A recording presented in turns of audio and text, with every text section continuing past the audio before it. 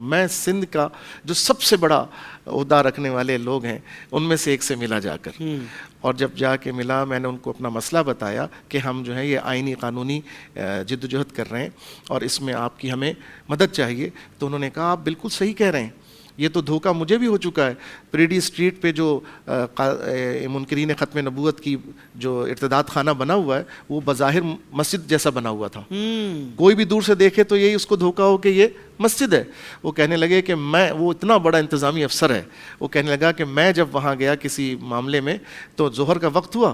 میں جب مسجد تلاش کر رہا تھا کہ چلو نماز پڑھ لوں تو میں نے دیکھا مسجد نما چیز بنی ہوئی ہے، میں چلا گیا، اندر گیا تو پتہ چلا یہ تو منکرین ختم نبوت کا مرکز بنا ہوا ہے۔ اللہ اکبر۔ تو انہوں نے کہا کہ آپ نے جو اسٹانس لیا ہے نا، جو موقف ہے آپ کا،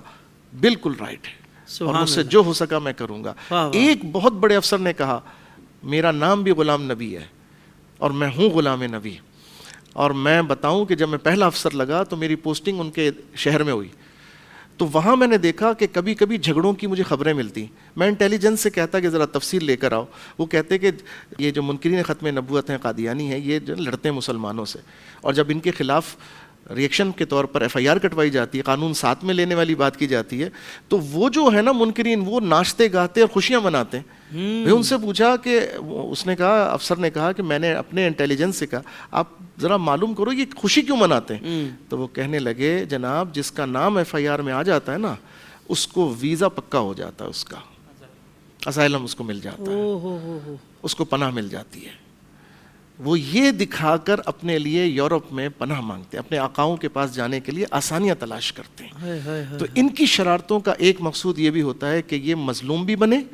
اور سارے پریولیج بھی حاصل کریں، سارے رائٹس بھی لیں، اور اس کے بعد پھر یہاں سے مسلمانوں کو دھوکہ دے کے فرار بھی ہو جائیں اپنے آقاؤں کے پاس۔ تو یہ سرکاری افسروں نے، یہ بڑے بڑے آفیشلز نے مجھے یہ باتیں بتائی ہیں۔ بہرحال ہم ان کے لیے بھی دعا کرتے ہیں، ججز کے لیے بھی دعا کرتے ہیں، اور ہم جیسا فرحان بھائی نے کہا کہ ہمیں مدارس میں قانون پڑھانا چاہیے، آئین پاکستان پڑھانا چاہیے، قانون پاکستان پڑھانا چاہیے، قانون شریعت پڑھانا چاہیے۔ ساتھ ہی ساتھ میں یہ بھی اس میں ایڈ کروں گا کہ آپ مدارس دینیہ کے جو ہمارے مفتیان کرام ہیں، ہمیں اس وقت ایسے وکلاء، ایسے ججز، ایسے آفیشلز کی، بیوروکریٹس کی ضرورت ہے کہ جو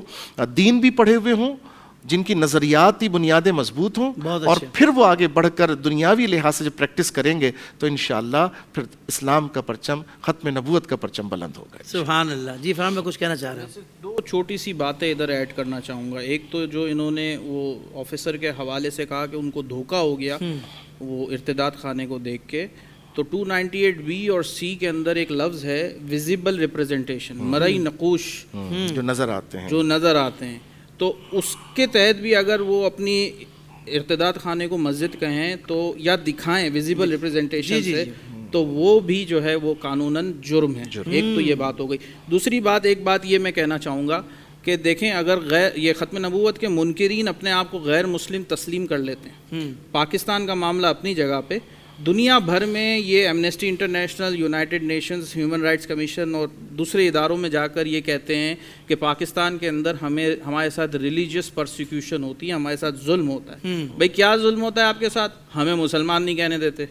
اب اگر یہ اپنے آپ کو غیر مسلم تسلیم کر لیں، سیدھی سی بات ہے گورنمنٹ آف پاکستان جائے گی کہ بھائی یہ تو ادھر اپنے آپ کو غیر مسلم تسلیم کر چکے ہیں، وہاں پہ کیوں رونا رو رہے ہیں؟ ان کا پورا کیس جو ہے نا وہ ختم ہو جائے گا، کچھ بچے گا ہی نہیں، بیس ہی نہیں رہے گی۔ جی بالکل سیدھی سی بات ہے کہ یہ جو پوائنٹ ہمارے اکابرین کہتے ہیں کہ یہ اگر اپنے آپ کو غیر مسلم تسلیم کر لیں تو ان کو حقوق مل جائیں گے، اس کا مقصد ہی یہی ہے، یہ کاؤنٹر آرگیومنٹ ہے، اس کا مقصد ہی یہی ہے کہ بھائی اگر وہ اپنے آپ کو تسلیم کر لیں گے تو پھر ان کے پاس کچھ بچے گا نہیں، دے ول بی ایکسپوزڈ۔ جس طریقے سے ایک دوسرا غیر مسلم جائے اور اپنے آپ کو اگر وہ مسلمان کہے یا اپنے مذہب کی تبلیغ کرے تو ایک مسلمان کو پتہ ہوتا ہے کہ یہ تو دوسرا مذہب ہے، اسی طریقے سے جب یہ آئیں گے ڈکلیئر کرتے ہوئے کہ ہم غیر مسلم ہیں اور اپنا مذہب تبلیغ کریں گے تو مسلمان کو پتہ ہوگا یہ تو غیر مسلم ہے، لفٹ ہی نہیں کرائیں گے۔ تو بس یہ دو میرے پوائنٹس تھے، میں نے کہا کہ میں ایڈ آن اسی میں ایک جملہ ساتھ میں کہہ دوں کہ ہم جب وہ مان لیں گے نا کہ ہم غیر مسلم ہیں تو ہمارا سوال یہ ہے کہ پھر اپنا مذہب بتاؤ، اپنی رسومات۔ ایگزیکٹلی۔